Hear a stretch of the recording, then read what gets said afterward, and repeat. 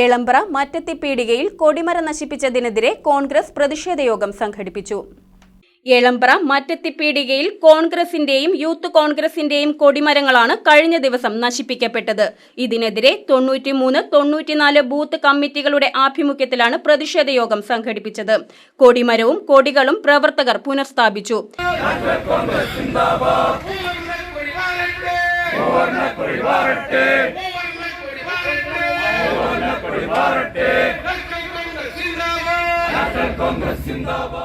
Block panchayat president PAM Basheer ഉദ്ഘാടനം നിർവഹിച്ചു.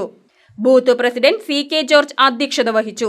Sattar Vattakkudi, Anoop Ittan, Eldhose N Daniel, MA Kareem, Pareeth Pattammavukudi, Suresh Alappatt, Ajeeb Iramalloor, Sasi Kunjumon, Basheer Pulloli, Ibrahim Idayali, Vijayan Nair, NM Azeez, AK Sukumaran, PC Eldhose, Isaac Jose തുടങ്ങിയവർ പ്രസംഗിച്ചു.